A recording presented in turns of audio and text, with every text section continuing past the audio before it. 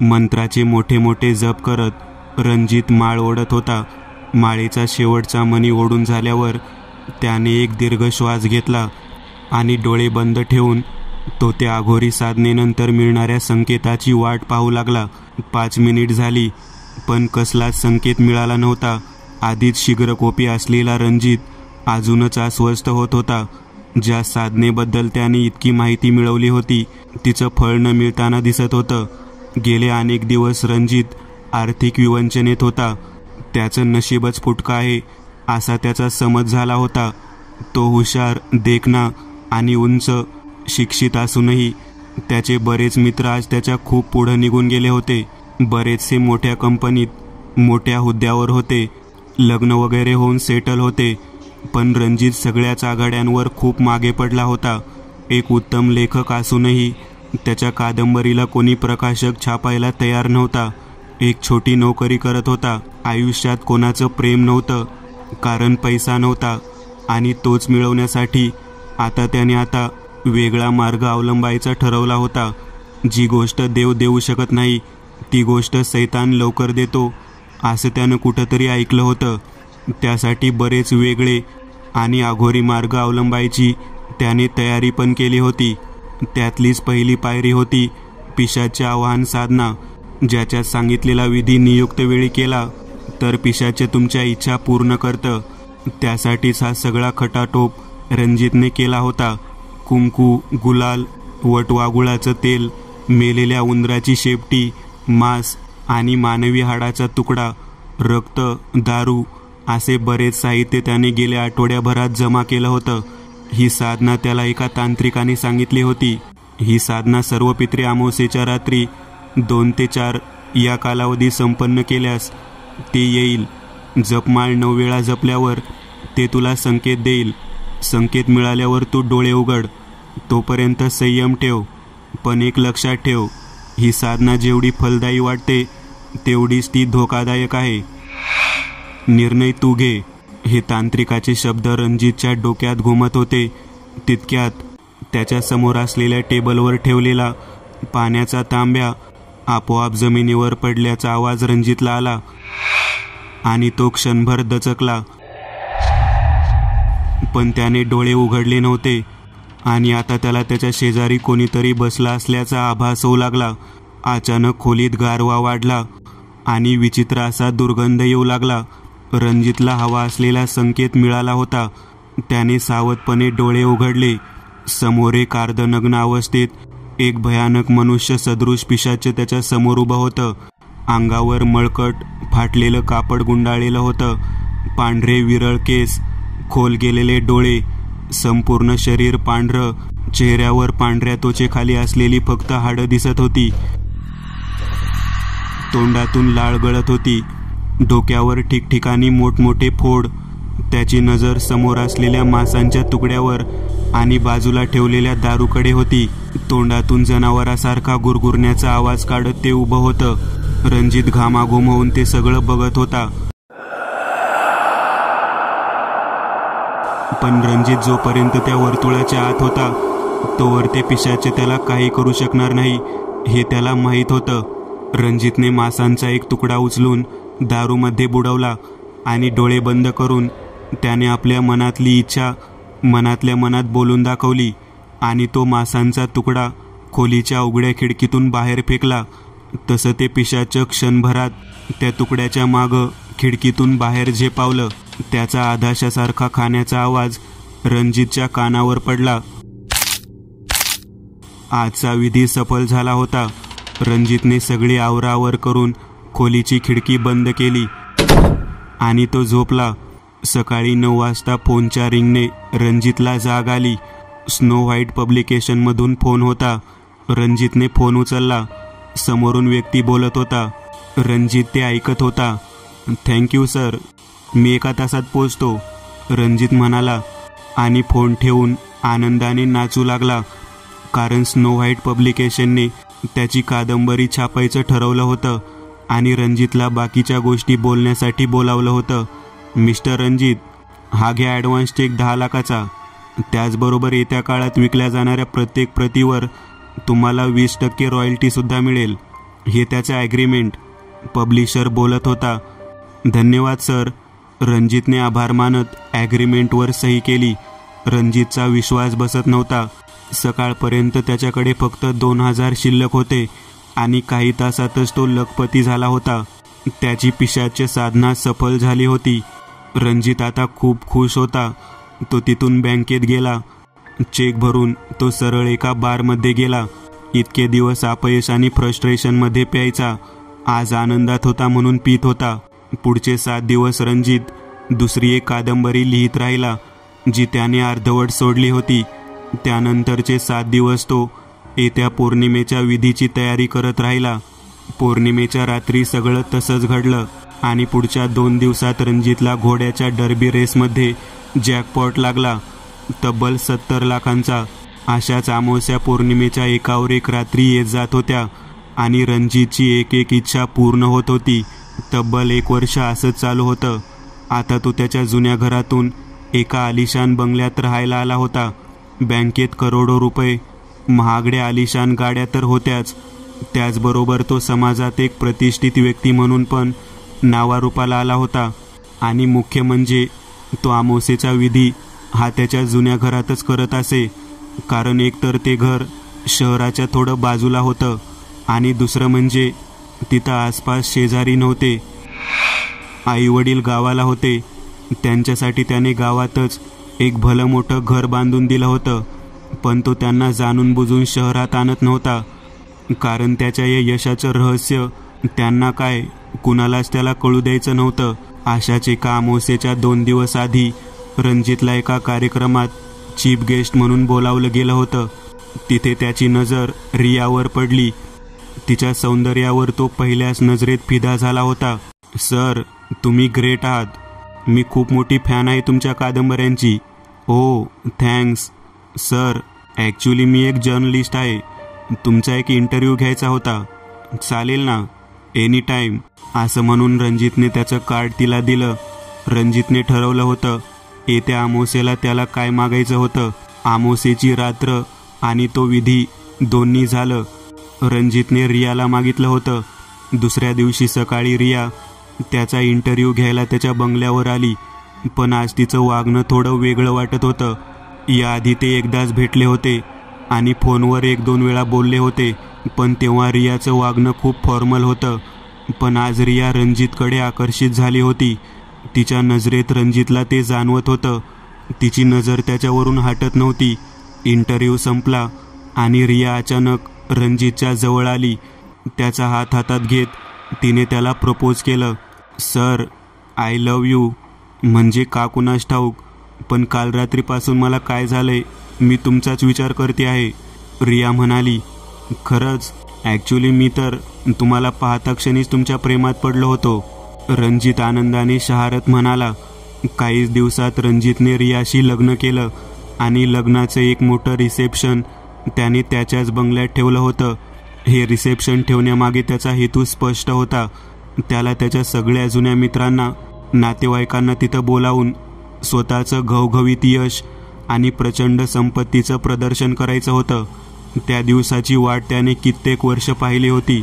आणि त्याचबरोबर रियासारखी सौंदर्यवती आता त्याची बायको आहे हे पण दाखवून सगळ्यांना जळवायचं होतं. त्या रिसेप्शनचं निमंत्रण रणजितने प्रशांत या त्याच्या मित्राला पण दिलं होतं. प्रशांत आणि रणजित लहानपणीचे मित्र होते. पण प्रशांत तसा मतलबी होता. प्रशांत जरी शिक्षणात कमी असला तरी केवळ नशिबाच्या जोरावर तो रणजितच्या बराच पुढे गेला होता. रणजितने वाईट काळात केलेली मदत पण प्रशांत विसरला होता. कारण अपयशी रणजित बरोबर संबंध ठेवणं त्याला त्याच्या प्रतिष्ठेला साजेसं वाटत नव्हतं. पण केवळ 1 वर्षात रणजितने सगळी समीकरणं बदलून टाकली होती आणि तो प्रशांतच्या कित्येक पट संपत्तीचा मालक झाला होता. रणजितला प्रशांतचे हावभाव बघायचे होते. जेव्हा तो रणजितचं वैभव बघेल. हाय प्रशांत. बंगल्याच्या लॉनमध्ये त्या गजबजलेल्या रिसेप्शनमध्ये एकदम मागून आवाज आला. प्रशांतने वळून पाहिलं. रणजित एका महागड्या सूटमध्ये उभा होता. प्रशांतचं तोंड पडलं होतं आपल्या अपयशी मित्राचं हे वैभव बघून. काय भावा, सगळीकडे तूच दिसतोयस आजकाल. Paper, page 3 news. आनंद झाला पण मला. प्रशांत खोटा हास्य चेहऱ्यावर आणून म्हणाला, पण कसं केलंस हे सगळं? नशीब भावा नशीब. वो कहते हैं ना, वक्त बदलता है. रणजित मनातल्या मनात खूप खुश होता. त्याला सुप्त आनंद मिळाला होता. त्यात रियाला बघून तर प्रशांत अजूनच मत्सराच्या अग्नीत जळू लागला. पार्टीत तसाच तो रणजितकडे बघत उभा राहिला आणि एकच प्रश्न त्याला सतावत होता की हे सगळं फक्त एका वर्षात नक्की कसं? याच विचारात तो पुढचे अनेक दिवस कुढत होता आणि त्यावर त्याला एकच उपाय दिसला. रणजित स्वतःच्या तोंडून सांगणार नाही. आता त्याने रणजितचा पाठलाग करायचं ठरवलं होतं. पुढचे 10 दिवस तो दिवस रात्र रणजितवर पाळत ठेवून होता. रणजितच्या काळ्या विद्येप्रती असलेली उत्सुकता त्याला माहिती होती. त्यामुळेच त्याने अमावास्येच्या रात्री रणजितवर पाळत ठेवायचे ठरवले. रात्री 12 वाजता रणजित रियाला खोटं बोलून घरातून निघाला आणि कारने हळूहळू शहराच्या बाहेर असलेल्या त्याच्या जुन्या घराजवळ आला. प्रशांत पण त्याच्या मागावर होता. रणजित घराचं दार उघडून आत आला. 2 वाजले होते. प्रशांत दबक्या पावलांनी रणजितच्या घराबाहेर असलेल्या खिडकीच्या फुटक्या काचेतून आत घडणाऱ्या घटना बघू लागला. त्याने पाहायला सुरुवात केली तेव्हा रणजित स्थानापन्न झाला होता. रणजितने विधी सुरू केला. सर्व साहित्य समोर ठेवलं होतं. नीट लक्षात राहावं यासाठी प्रशांत आपल्या मोबाईल कॅमेऱ्यातून सगळं शूट करत होता. जवळपास 2 तास तो विधी चालूच होता. एक एक मंत्र, एक एक क्रिया प्रशांत टिपत होता आणि अचानक ते पिशाच्या अवतरताना पाहिलं. प्रशांतने इतकं भयंकर दृश्य कधीच पाहिलं नव्हतं. त्या पिशाच्याचा तो आवाज, ते भयंकर रूप पाहून प्रशांतची बोबडी वळली होती. रणजितने मांसाचा तुकडा बाजूच्या खिडकीतून बाहेर फेकला आणि तो पटकन सगळं आवरून तिथून निघून गेला. प्रशांत घरी आला. त्याने तो व्हिडिओ व्यवस्थित पाहिला. तर हे आहे त्याच्या यशाचं, संपत्तीचं रहस्य. आता मी दाखवतो तुझ्यापेक्षा मोठा होऊन. दुसऱ्या दिवशी दुपारी प्रशांतला समजलं की रणजितचं नवीन पुस्तक बेस्ट सेलर म्हणून घोषित झालं होतं. त्याचा जळफळाट अजूनच वाढला होता. तो अधूनमधून रणजितचा पाठलाग करत राहिला. त्यातच त्याने पौर्णिमेच्या रात्री रणजितची साधना पण पाहिली. त्याला समजलं होतं की हा विधी प्रत्येक अमावास्ये आणि पौर्णिमेच्या रात्री करावयाचा आहे. प्रशांत आता पुढच्या अमावास्येची वाट पाहत होता. त्याने सगळं साहित्य जमा करायला सुरुवात केली. बायकोला अमावास्येच्या आधी 2 दिवस माहेरी पाठवलं. या काळात त्याने तो व्हिडिओ 20-22 वेळा पाहिला होता. एक एक गोष्ट, एक एक मंत्र त्याला पाठ झाली होती. रात्री 2ला प्रशांतने विधी सुरू केला. एक एक मंत्र, एक एक क्रिया तो जशीच्या तशी करू लागला, काही चूक न करता. म्हणता म्हणता 4 वाजले आणि माळेचा शेवटचा मणी ओढून तो तसाच डोळे मिटून बसला. त्याला संकेत मिळाला होता त्या पिशाच्याचा. त्याने डोळे उघडले. ते भयंकर पिशाच त्याच्या समोर उभं होतं. त्याच्या तोंडातून मांसाच्या तुकड्याकडे बघून लाळ गळत होती. प्रशांतने मांसाचा तुकडा हातात घेतला आणि दारूमध्ये बुडवला. पण तितक्यात ते भयंकर पिशाच एक भयंकर चित्कार टाकत प्रशांतवर झेपावलं. ते अक्षरशः त्याच्यावर तुटून पडलं. बघता बघता त्याने प्रशांतचं शरीर छिन्न विछिन्न करून त्याच्या शरीरातील सगळं रक्त शोषून घेतलं. शरीराची अक्षरशः लक्तर केली होती. ते पिशाच गुरगुरत तिथून नाहीसं झालं. दुसऱ्या दिवशी प्रशांतची बायको घरी आली आणि तिने ते दृश्य पाहून ती जागीच बेशुद्ध झाली. पोलीस आले आणि सगळा प्रकार पाहून प्रेत पोस्टमॉर्टमसाठी घेऊन गेले. रणजितला ही घटना समजली. त्याला खूप वाईट वाटलं. तो प्रशांतच्या घरी आला तेव्हा तिथं पोलीस पंचनामा सुरू होता. रणजितला सगळे ओळखत होते. रणजित साहेब, तुम्ही इथं? फौजदार रणजितला बघून म्हणाला, हो, प्रशांत माझा मित्र होता. पण नक्की हे झालं कसं? रणजितने विचारलं. साहेब, हा काहीतरी अघोरी प्रकार आहे. तुम्ही त्यांचे मित्र आहात म्हणून तुम्हाला सांगतो. हे बघा, इथे हे साहित्य, वटवागुळ, उंदराची शेपटी, दारू, मांस, रक्त, हे कोणत्या तरी अघोरी साधनेत इन्व्हॉल्व होते. आता ते एकटे होते का अजून कोण होतं बरोबर? ते कळलं तर तपासाला दिशा मिळेल. पण प्रेताची अवस्था इतकी बिभत्स्य होती, अगदी छिन्नविछिन्न केलं होतं. इतका भयंकर प्रकार माझ्या 20 वर्षाच्या कारकिर्दीत नव्हता पाहिला मी. फौजदार म्हणाला, रणजितला समजून चुकलं होतं की प्रशांत पण तोच विधी करत होता. त्याने त्या साहित्यावर नजर टाकली आणि शेजारी पाहिलं आणि त्याला समजून चुकलं की प्रशांतची ही अवस्था का झाली. कारण साधनेतील मुख्य सुरक्षा कवच असलेलं काळ्या मिठाचं वर्तुळ तो स्वतःभोवती आखायचे विसरला आणि त्यामुळेच त्या पिशाच्याने त्याची ही अवस्था केली. कारण प्रशांतला कसलं सुरक्षा कवच नव्हतं. रणजित तिथून घरी आला. महिन्यावर महिने जात होते. रणजित यशाची नवनवीन शिखर गाठत होता. त्याची हाव आता वाढत होती आणि वाढत्या हवेबरोबरच तो नशेच्या आहारी गेला होता. अशाच एका रात्री तो दारू पिऊन गाडी चालवत घरी येत होता. रिया त्याची वाट बघत होती, पण दारू जास्त पिलेली असल्याने त्याच्या गाडीवरचा ताबा गेला आणि गाडी रस्त्यावर दुभाजकाला धडकली. रणजितने डोळे उघडले तेव्हा तो हॉस्पिटलमध्ये होता. त्याचा पाय फ्रॅक्चर झाला होता, पण बाकी काही लागलं नव्हतं. रिया रडत त्याच्या जवळ आली. इथून पुढे तुझं पिणं बंद म्हणजे बंद. रियाने त्याला बजावलं. रणजितला स्वतःची चूक समजली होती.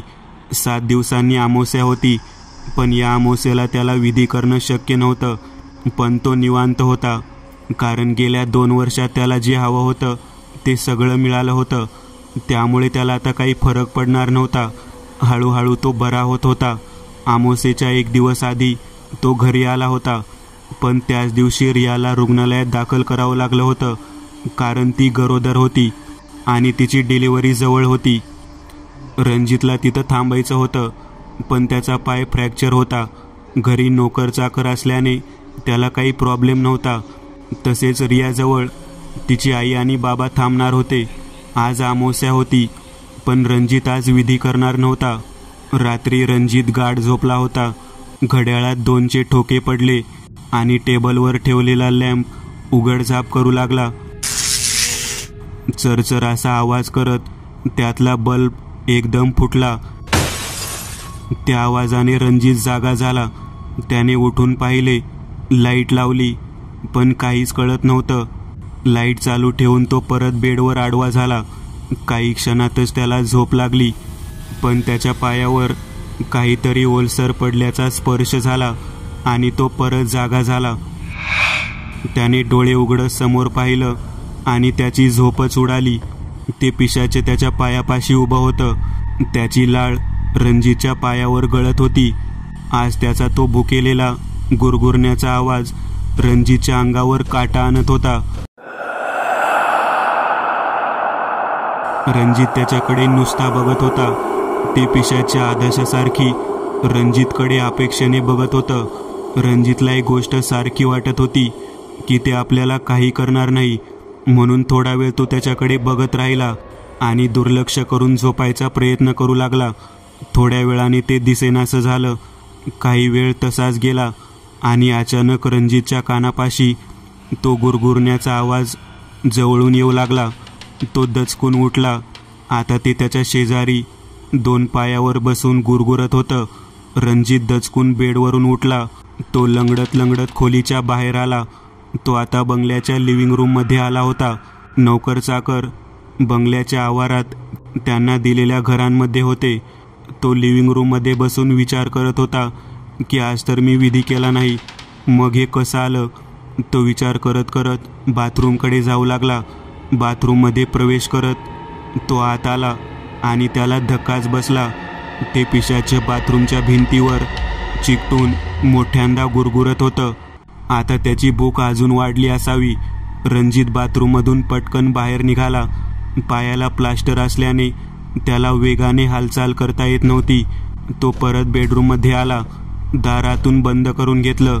दार बंद करून तो मागे वळला आणि त्याच्या पायाखालची जमीन सरकली. ते पिशाचं मागेच उभं होतं.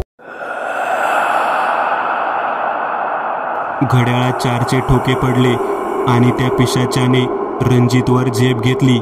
रणजित भिंतीकडे फेकला गेला आणि एक जोरदार वेदनेची कळ त्याच्या खांद्याला जाणवली. भानावर येत रणजितने डाव्या खांद्याकडे पाहिलं आणि जोरदार किंकाळी त्याच्या तोंडातून निघाली, कारण त्याचा डावा हात त्याच्या शरीरावर नव्हता. खाली फक्त रक्तच रक्त होतं, कारण तो हात त्या पिशाच्याच्या हातात होता. आणि आता ते चित्कारत रणजितकडे पुन्हा झेपावले. क्षणभरात रणजितचा डावा पाय मांडीपासून उपटत त्याने रणजितचं शरीर एका खेळण्यासारखं भिरकावलं. आणि त्याच क्षणी रणजितला स्वतःची चूक उमगली. विधीचा सगळ्यात महत्त्वाचा नियम त्याने दुर्लक्षित केला होता, कारण तो मांत्रिक जेव्हा त्याला तो नियम सांगत होता त्याने तो नियम लिहिलाच नव्हता. तांत्रिकाचे शब्द त्याच्या डोक्यात फिरत होते. बाळा, ही साधना सुरू केलीस आणि एकदा केलीस म्हणजे झालं असं नाही. तू जिवंत आहेस तोपर्यंत दर अमावास्येला आणि पौर्णिमेच्या रात्री तुला तोच विधी करायचा आहे. तुझ्या सगळ्या इच्छा पूर्ण होतील. पण जर तू एकही अमावस्या किंवा पौर्णिमा चुकवलीस तर पुढे अनर्थ होईल.